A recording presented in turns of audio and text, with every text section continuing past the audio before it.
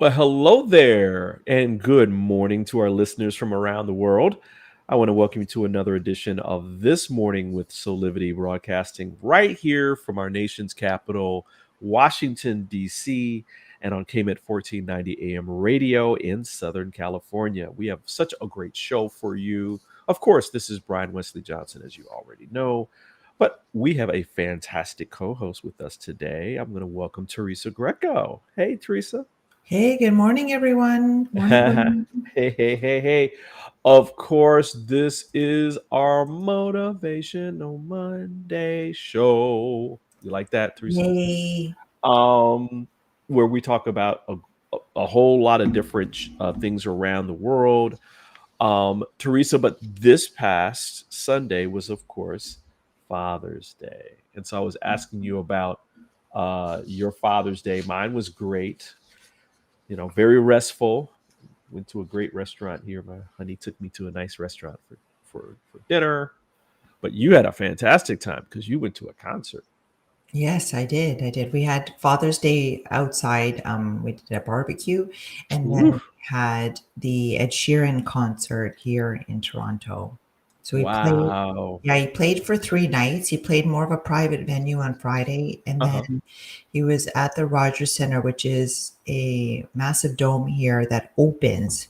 It has the roof that opens when the weather's nice. Uh-huh. Uh-huh. So, yeah, 50,000 people piled in, and it started around like 8, and then it just continued to get more dark outside. So he had an incredible setup of screens and lights and fireworks and fire, and with the roof opened, it was literally like having watching an outdoor concert by Ed Sheeran, just like so personal to you. Like the screen, there were so many screens. His setup was incredible. This revolving stage, the acoustics were like, I don't even.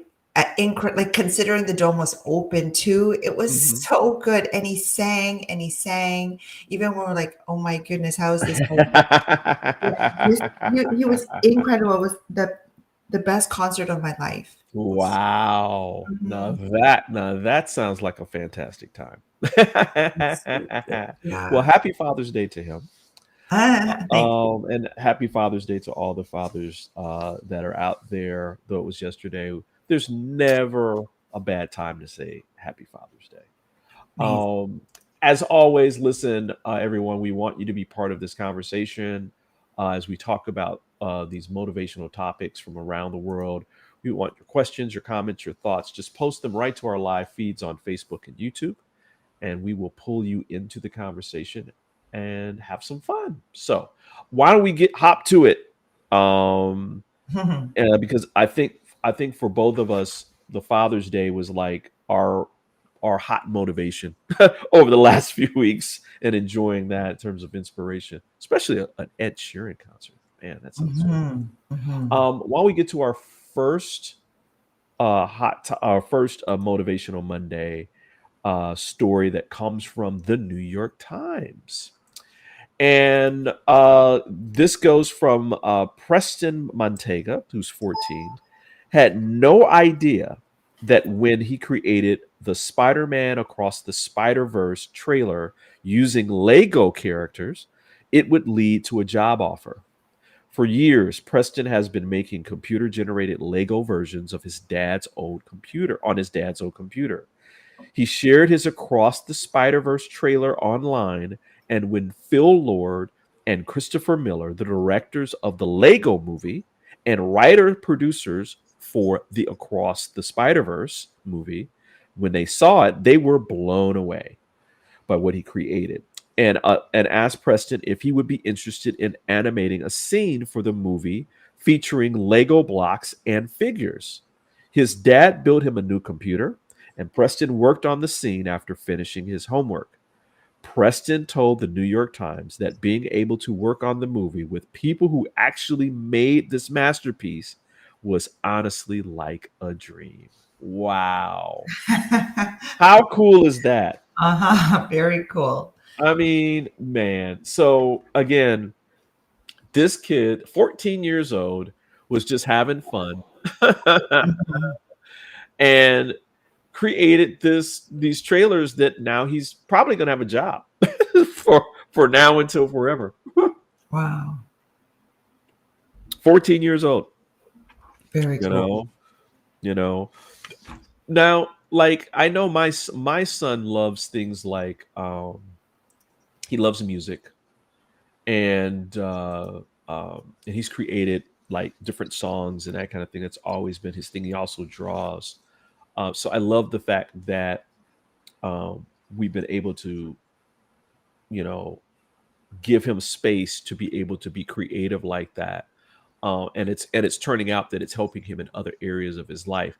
For your kids, Teresa, do you see like, you know, like I know both of your kids are both creative, right? They both have creative skills.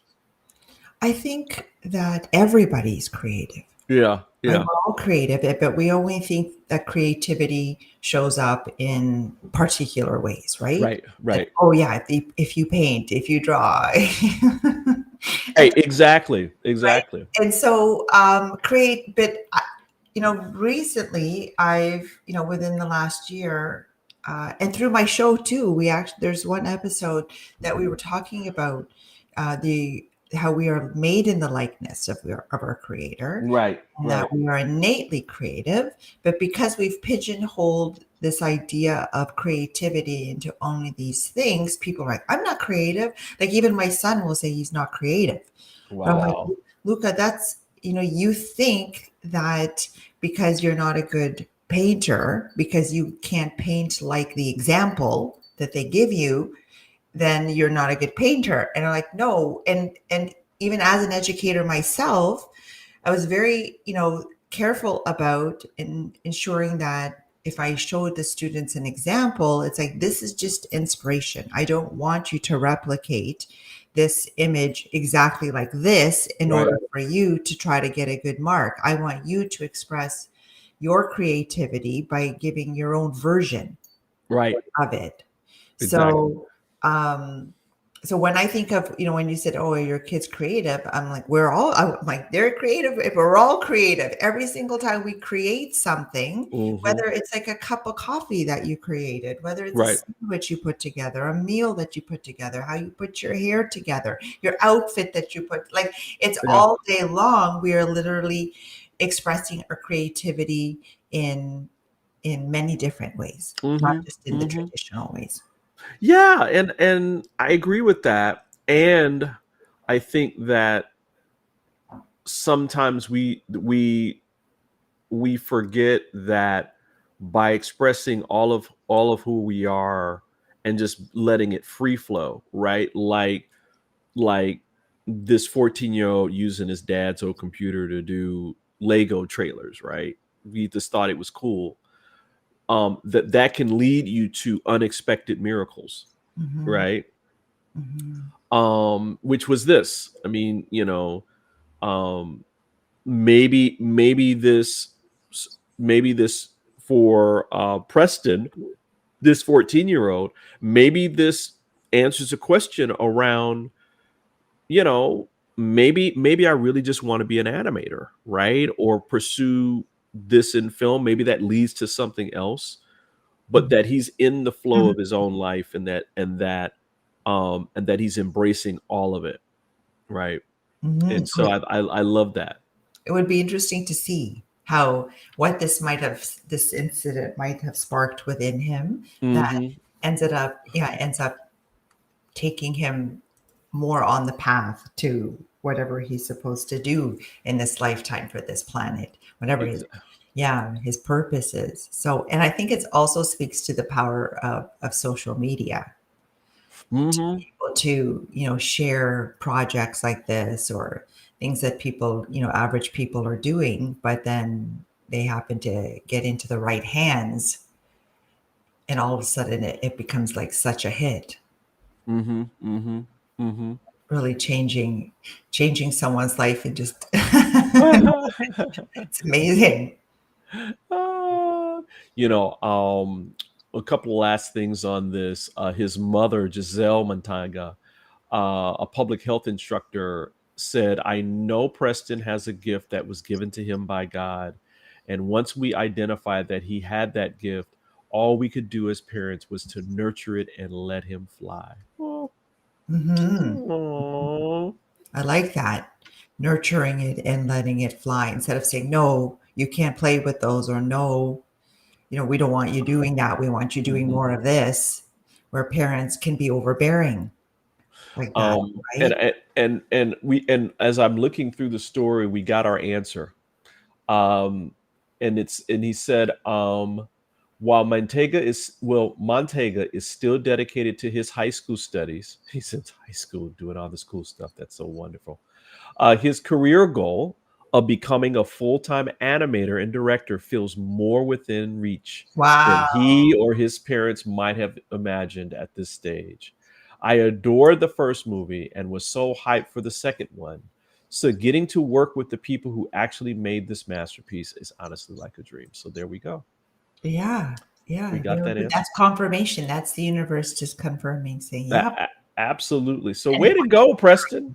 Way mm-hmm. to go. So I mean, that's just, I love that. It's kind of like, more than out of the mouth of babes. It's like out of the life of babes, right? Where these kids are just kind of like leading the way and reminding us of what's possible, right? I mean, he was just having fun and being in the flow of a dream that he thought he could have, and that manifested into something physical in his own life, where it's like, this is not, where it's kind of like the universe kind of saying, not only is this possible, but it's yours if you want to take it, right? And so here's an example, and boom. And so, way to go, Preston. Way to go. Oh man, listen, we got more motivational Monday coming with me and Teresa on this morning, and we hope that you're enjoying every bit of it. We got about 3 more stories to go, but we're going to take a quick break. And when we come back, we're going to talk about what's happening in Madagascar, with a 3D printer. So if you want to hear more about that, stay tuned. We'll be back in about 2 minutes. Hey there, this is Brian with Soulivity.com. I want to share some exciting news about our new Aspire Academy by Soulivity. Now, you probably want to know what the Aspire Academy by Soulivity is. Well, it exclusively connects you with people around the globe and who share the intense desire to improve themselves and create a better life for themselves today.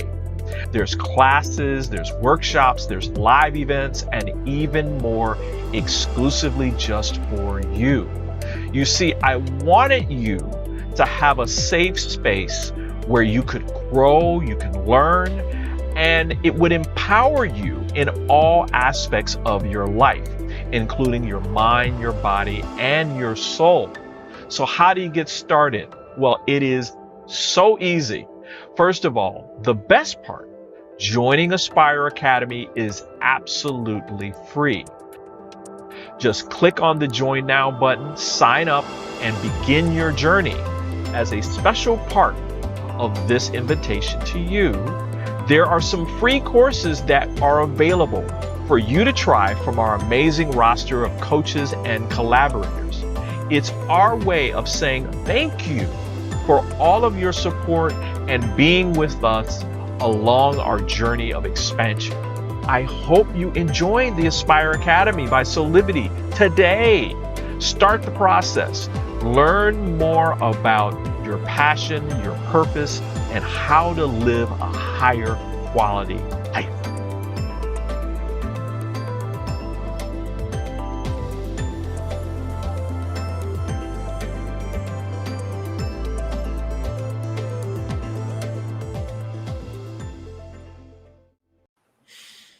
And we're back with more of This Morning with Soulivity with me and Teresa. And this is a motivational Monday to get your week started with some great stories from around the world that will definitely inspire you. So why don't we keep moving? This next story comes from Fast Company and in Madagascar, around the world. And this is about give thinking huts, where if you give them a few days and they'll turn an empty lot into a school campus. Founded by 23-year-old Maggie Grout, Thinking Huts is a nonprofit devoted to making education accessible in Madagascar. According to the United Nations, 3 out of 4 children living there don't go to school because of overcrowding or treacherous commutes. Using a 3D printer, in 18 hours, Thinking Huts can build a structure a community can use as a classroom. In 2022, Thinking Huts completed its first campus in Fanaranarosa, a city of 200,000 people in south central Madagascar. It has huts, solar panels, a potable water, toilets, and Wi Fi. Oh, that's cool. I'd live in Mhm. that sucker. Soon, Thinking Huts will unveil its second campus, which will serve 3 villages on the West Coast. Once schools are built, they are run by local partners. We really just we're really just aiming to be a stepping stone for the community to be a success on their own, Grout told Fast Company. Wow. Mhm. Again, young people on the move. Mhm. Young people are on the move. How cool is that? Mhm. Mhm. Invite people to check out the article because then you could see what these huts look like. Yeah, let's see And if we can get they're this. very different because she's making them on the 3D printer. The construction of them is different, and that allows her to be able to build it in just 18 hours. Like how I'm like, wow, how did they this structure looks incredible. Yeah, and that's Maggie right there too. And how do you do this in 18 hours? Because Right, it looks like it could take much longer. And then, as you said, have all those amenities. right. Exactly. And here's some more pictures of it, everybody, where it's all this is 3D printed. And and it's a sound structure and and all that. I mean, that's really, really, really cool. That's really, really cool. Way to go, Maggie. Yeah. I mean, again, um, these are two young people Mhm. that, you know, through technology changed the game, right? I mean, Mhm. we talked about Preston Mantaga earlier, was talking of who did this, was thinking about being an animator, digital animator, and created a trailer just on his own, and now was featured in a motion picture at 14. His some of his art was done, and now you have Maggie Grout, who through her own passion in terms of uh, education and helping her country move past what was considered to be limits to now be limitless. Mhm. I mean, that's really cool. The fact that they have that it's powered by solar, right? Yeah. It has portable water, so you can have some drinking water. There's toilets, right? So kids don't have to go into a unsafe or unsanitary situation to use the bathroom, and Wi-Fi, Yeah. which is probably also um, powered by solar. You know, And I love this emphasis on ensuring that kids can get to school, yeah, right? That we take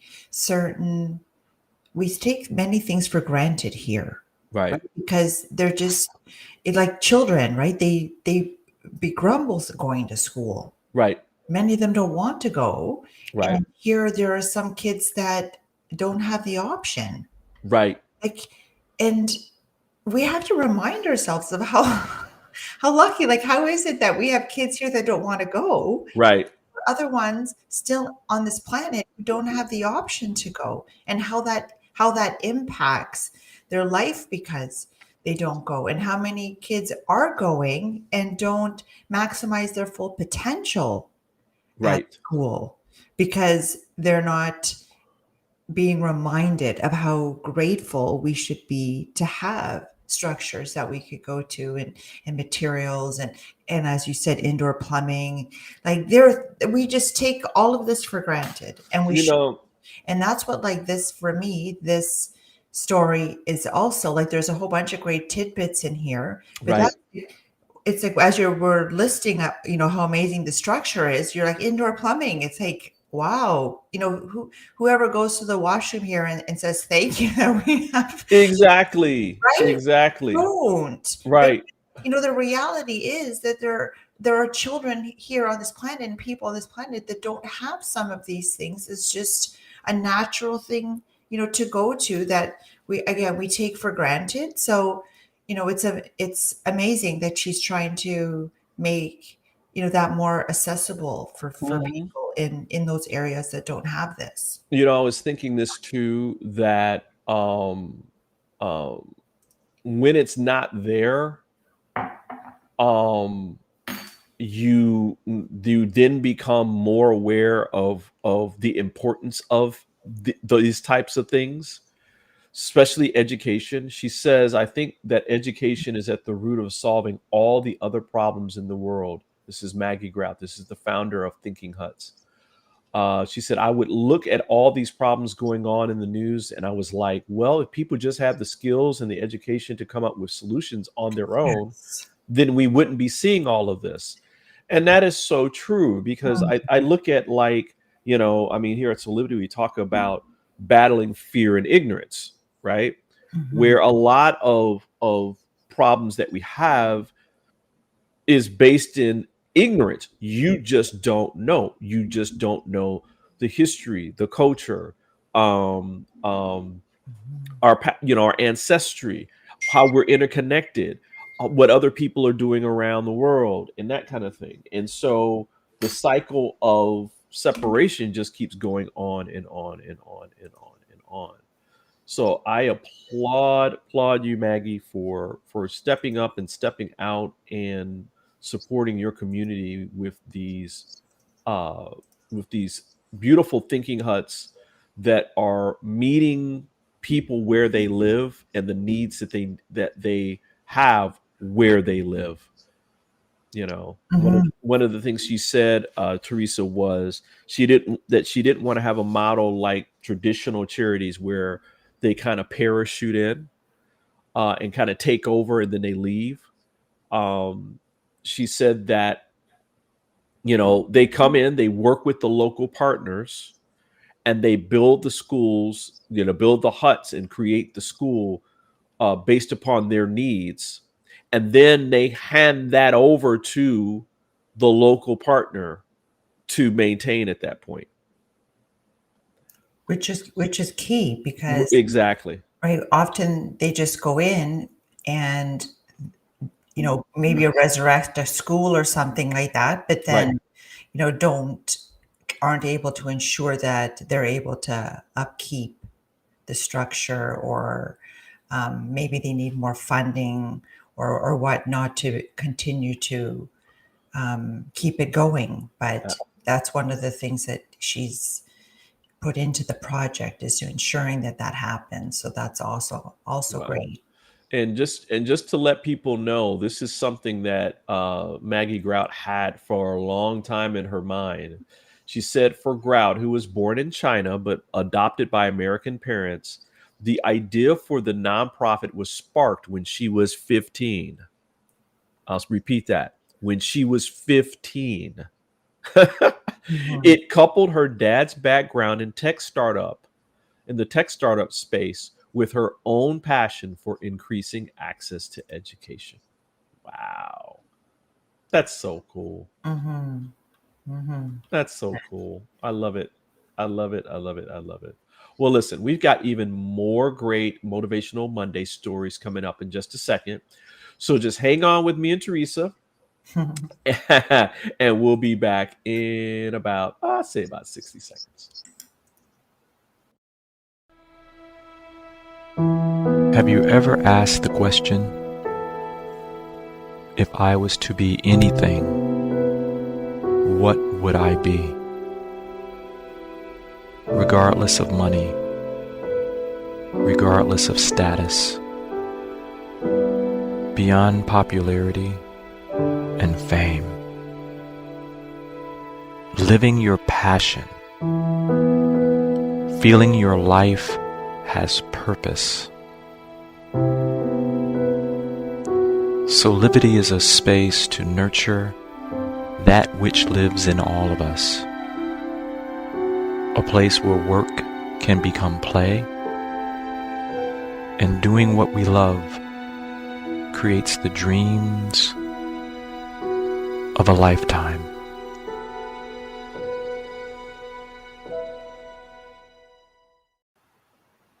Hey there, we are back with more of This Morning with Soulivity. This is Brian and Teresa, and we're talking about motivational Monday stories to help you get your work week started and with some inspiration.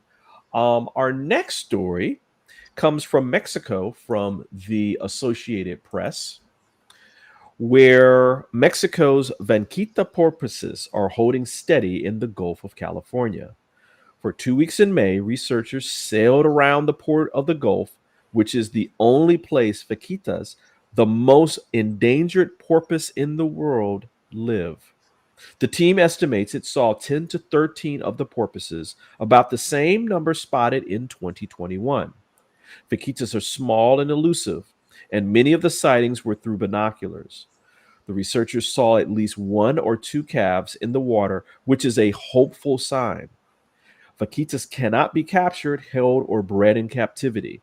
Because of illegal fishing, the Catita population has dropped from 600 in 1997. Alex Overa, the Mexico representative for the Center of Biological Diversity, told the Associated Press, the new research is encouraging news and it shows that vaquitas are survivors. But we still need urgent conservation efforts to save these tiny porpoises from extinction. Oh, Mm-hmm. Mm-hmm. oh, they're so cute. Let's see if I can. I'm gonna try while we're talking here. I'm gonna try to pull up this video of how cool they are. Um, I mean, they're all smaller. There you go. You can see them a little bit right there. Um, um, I'm happy on in one instance that this is going on, that they're watching these different species around the world that are endangered, um, and that there are people that are doing things to um, try to preserve that species. Because I mean, um, there are many species that don't exist anymore, that are extinct, and it's been a lot of it's been man-made, right? And Mm-hmm. so I'm happy to see that um um this is going on, and that um and that this is happy. And at the same time, I'm also sad because, you know like the fishing, illegal fishing, and all this kind of stuff has led to this, and overfishing. I know probably in Canada, there's probably a lot of laws around conservation. I know in other areas, in the forest areas, there's things around that as well. Am I right? And is that true, No, I Teresa? agree. I agree. And Yeah, but again, what is the underlying reason yeah, why we that there are people on this planet that are not respecting the ecosystem, yeah. in the water because they have to fish it, right? So Right. why do they have to do that? Is it because they can't earn an income doing something else? And therefore they're like, well, too bad I have to provide for my family, and whether it impacts, that the number of, like, there's two things that this article points to: the porpoise, as well as there's a fish that's also being affected there too. Right. You're trying to maintain the numbers. And so, that's what I'm thinking. I'm like, why are we doing this? Right? Why are we exploiting certain groups, and I mean, like, species of animals, and then affecting that ecosystem to that extent? Mm-hmm. Is it the ignorance, that we were talking about just in the last segment, that people just don't know about the fact that this is causing extinction, and the numbers are going low, and there isn't information provided? Like here, I know for hunting, for example, Mm-hmm. it's very legislated, it's very controlled, Right. where only so many licenses that are given out every year, Right. certain types of licenses. So there's, some are for, maybe there's only so many for female, so many for Mm-hmm. male. There's only certain times of the day, times of the year. Right. It's like very regulated. So Right. the populations are always being like under control and maintained. And Right. so, that is this not happening? Like, I feel like there could be a lot of ignorance. I think that you just kind of talked about, and I think your hammer just hit the nail on the head, where I think that in terms of like food, right? What I notice is in other places where they're more concerned about food security, both from the conservation side, but also like, making sure that people are fed, right? And that we're using the food that we're producing, because a lot of food Mhm, gets wasted, mhm, right? exactly. That we're that things are only in season, right? Mhm, So, mhm, like mhm, in Italy, for instance, when we were in Rome, and artichokes, and they say, well, artichokes are only in season a certain time of year, right? mhm, That doesn't mean so that means that they're not trying to over farm artichokes, right? mhm. They're not putting all this farmland and creating all this farmland so people can just eat artichokes anytime they want to eat it, right? And so I look at the same way as like the fishing, right? Where I think it's gotten to the point at which people want to eat fish anytime that they want to eat fish, right? Mhm. And there should be things like um Season. seasonal, like in Jamaica, where we were just in Jamaica, and and we went to a place and we were trying to get lobster, right? Mhm. And Jamaica's known for lobster, their spiny lobster. And they Hmm. were like, "Oh, it's not in season. We don't have any because it's not in season." Mhm. And we're like, "Really?" And they were like, "Yeah, they're trying to maintain it so that they're not overfishing the population, where they get it to a point at which there is no lobster anymore, right?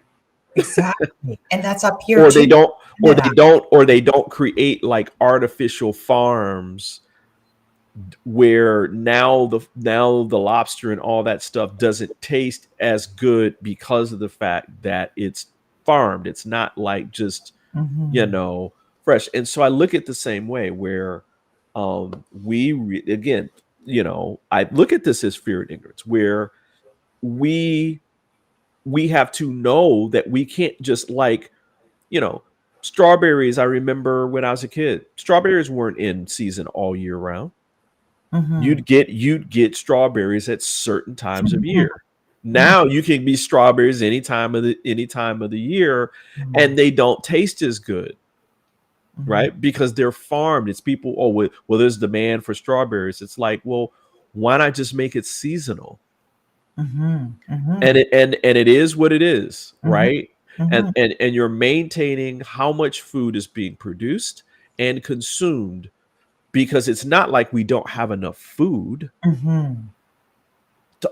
Millions of tons of food are thrown away every single year. Yeah. Yeah. And it would make us appreciate those Correct. particular items that are in season at that time. Correct.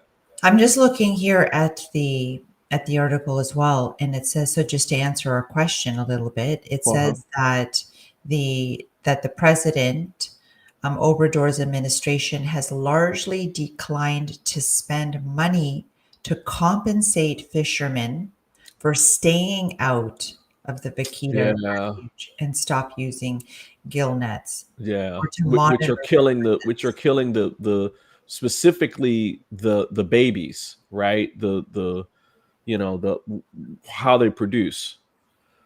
And so the population just gets, smaller and smaller, but they've been holding steady so far, which is good news. right? So they were giving people money, saying, "Don't touch, stay out of this. Here's your compensation." Hmm. But that is declined. So again, what is people's motivation? Is it because they have to feed their families? Like we're talking about Mexico here. Right. So Exactly. is it because they're trying and they're like, sorry, I Right. need to put food on my table. So Right. it's difficult to see the bigger picture when you're looking for just access to food, basic E- necessities for Exactly. your family. Exactly. Which So is the bigger picture. So, thanks for that. Thanks for that. But it's still a good story. I mean, we're happy that endangered species is kind of like leveled out, and that the things that they're doing to keep them around seems to be working. So, listen, we're going to take another quick break, and when we come back, we're going to talk about this new scientific study that contradicts the belief that morality is declining. So that's actually good news. So we'll be back in about about 30 seconds. 6 years ago, when I started Soulivity, my vision was to support everyone in improving their life through the discovery of their passion and purpose, so they could become the best version of themselves, to battle fear and ignorance, and create a better world today. Get inspired to live your passion and purpose.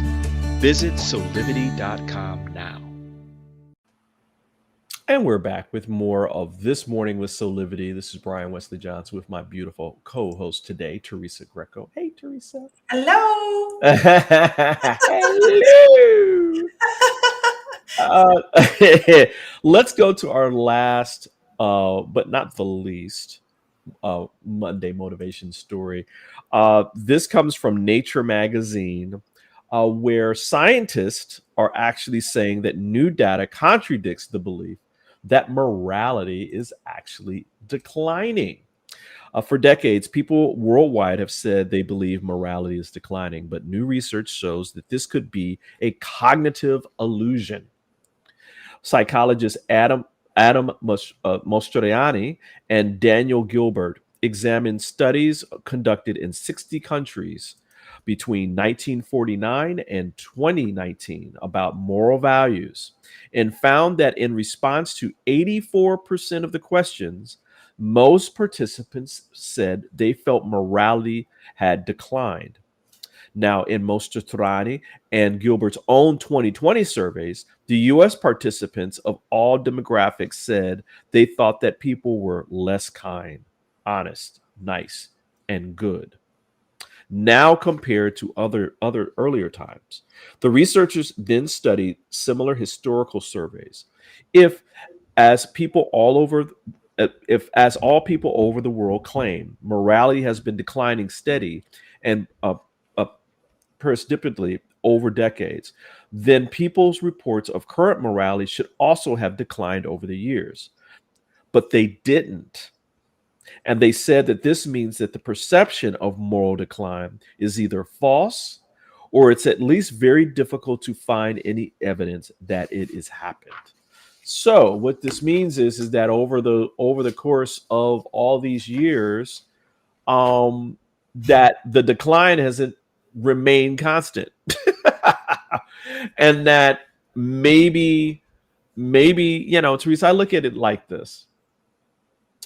I think when good things are happening in the world, we don't hear about them. but we hear about all the bad.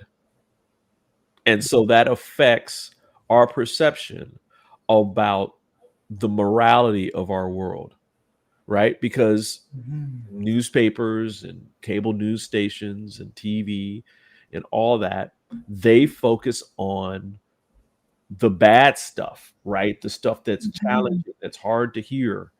And you may get, and that's probably, I'd say, 90% of the news. Mhm.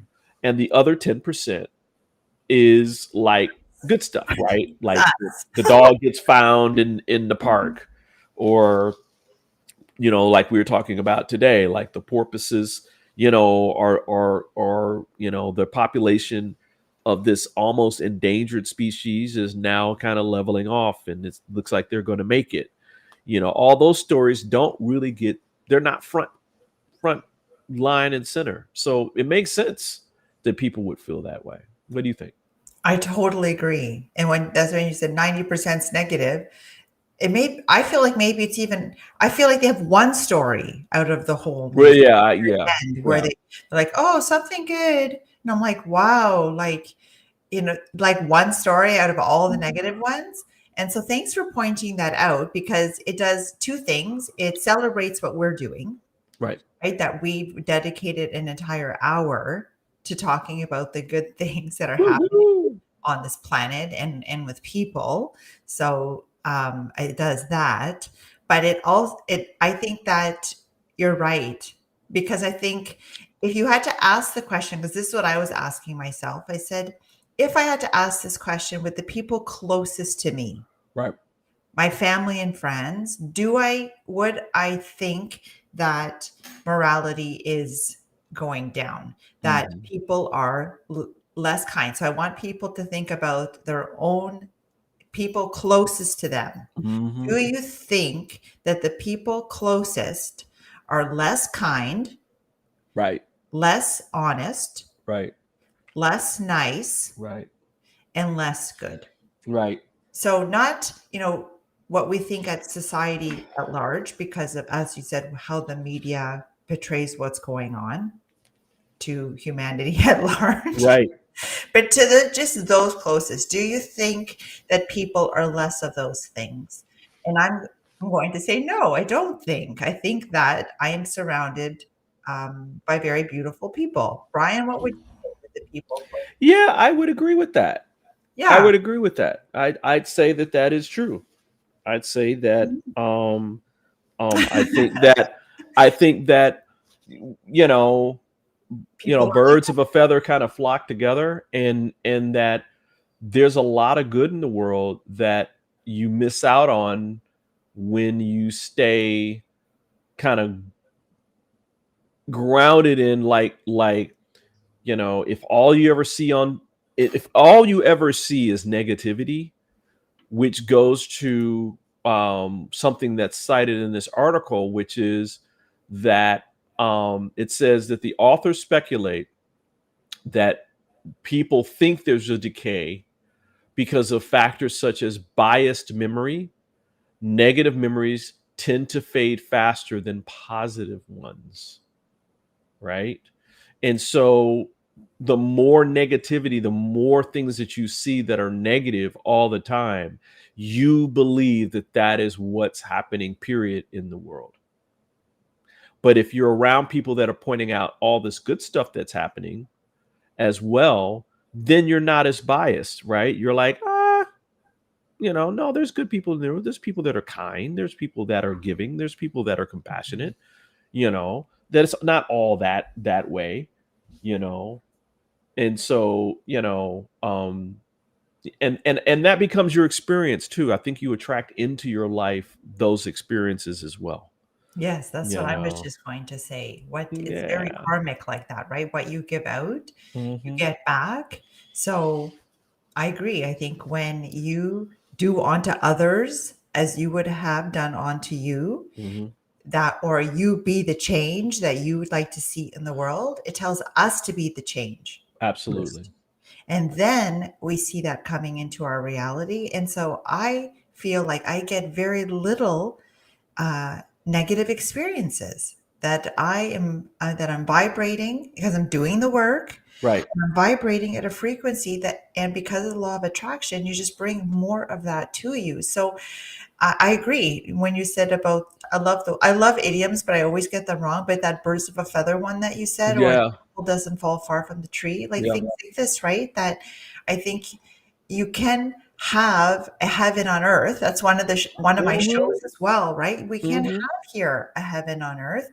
Um, and just to go back to the article, it says here that he cites in the paper that 76% of people in the United States agreed that this is so interesting, addressing the moral breakdown of the country should be a high priority for their government.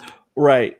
Right. So, yeah, that this type of thinking that the world is going into, is it a handbag? Something in a Yeah. Yeah. Yeah. Yeah. Yeah, exactly. And maybe we talk about that on a hole show in the one handbag. day because we're running out of time today. But it's just interesting that that people would say that it's the responsibility of the government to make us more moral. And it's like your our morality comes from us. Right? It comes from us collectively. And so it's like you can't legislate like morality Oh, in wow. that way, right? And so well, you can try, but anyway, listen, this has been a great motivational Monday. Yes, yes. This has been a great, and so we're going to do this every Monday, everybody. This is how we do it. We want to make sure that you have something that kind of perks up, put some pep in your step. And And so, celebrates humanity, celebrates the yeah. goodness of humanity, Mm-mm-mm. highlights it, celebrates it, supports it, all of that. Absolutely. That's what we're Absolutely. doing. Well, before we get out of here, let's do some shameless plugs. We got there's so much cool stuff that's happening with Soulivity right now, even more things that are going to be coming out in the future. But there's an amazing 6-week program that you're doing, Teresa. When you tell people a little bit about that? Yes, so it's called mental freedom, which means do you want to have more mental freedom by being able to reframe and to look at circumstances in your life that aren't going so well by learning every week. There are 6 different tools that's getting shared. So it's a group coaching program that's being offered just for this very first cohort. So it's Mm-hmm. being offered for the first time here on the Aspire Academy Mm-hmm. and at a huge discount. So this group coaching, if it's one-on-one, it would be even more, but group coaching it runs for 1,800, but it's being offered for only 333 for 6 Wow. weeks. And it's a 2-hour program for 6 weeks. So it's dirt cheap. So I encourage people to take a look at it on our website. I don't know, Brian, if you could share the link where Yep. people can learn more about what you learn in the 6 weeks. But I would really encourage people to get in on this first cohort because you will not see that price again after we run this first one. So I encourage people to take a look. Woohoo! This is so More cool. freedom. Yes, more mental freedom. Yeah, go check it out. You can go to Teresa's page on Soulivity. We've got the link right there. You can also check out some of Teresa's shows. In fact, there's a fantastic show coming up this Thursday for another Steps to Happiness show with Teresa Greco, where and this is so cool. Guess what the show is this week, Teresa? Which one? We are powerful creators. Nothing happens for a reason. Exactly. And so how cool is that? Yeah. So Teresa's going to be talking about We Are Powerful Creators on Thursday at 12 noon right here on Soulivity TV on all of social media and at soulivity.com. So you want to make sure that you check that out as well. And that's it for our shameless plugs. This was a great show. It's always too quick. Always, somehow. We could just go like two hours with this if we wanted to, but you know. I think people would be like, "Oh, that's too much good news." Huh? I'm just kidding. Goes back to our last article. That's Exactly. It's too much. I now. can't take it. I can't take it. I can't take it. Listen, everybody. So much more is happening with Soulivity. We hope that you follow us on social media, as well as join our mailing list, where you can find out more information about us, but you can also get access to exclusive content, but also gain insight on cool things that we do in the future, like giveaways. We give away books and other things here at Soulivity, including Soulivity merchandise. So you want to make sure that you follow us, and you can go to soulivity.com/this morning for more information, or follow us on your favorite social media platform. Wow. It's always too quick, as I said before.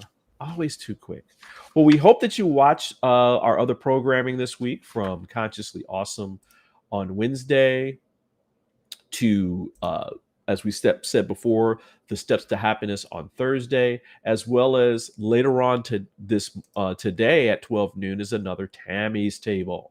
So you want to make sure that you watch all that as well. So I guess that's it, Teresa. I guess that's it for Monday. Okay. Thanks for joining me, by the way. Thank you. Being here. Listen, on behalf of all of us here at Soulivity, I want to say thanks for joining us for this great episode of This Morning with Soulivity. We hope that you come back and join us every weekday at 8 a.m. Eastern for our live broadcast, or you can listen Thursdays and Fridays at 9 a.m. Pacific on KMET 1490 AM radio for all of you out on the West Coast. Don't forget to get the KMET app to be able to stream wherever you are, mobile, in your car, at work, wherever. Listen, until next time, keep having real conversations with passion and purpose. And remember to always push forward with some empowerment, and to create a life full of high quality living today. We'll see you next time.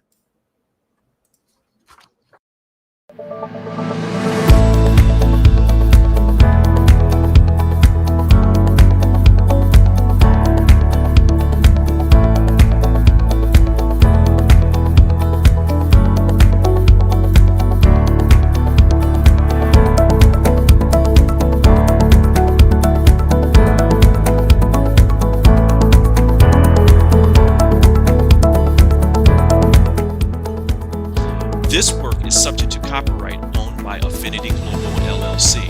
Any reproduction or republication of all or part of this is expressly prohibited unless Affinity Global LLC has explicitly granted its prior written consent.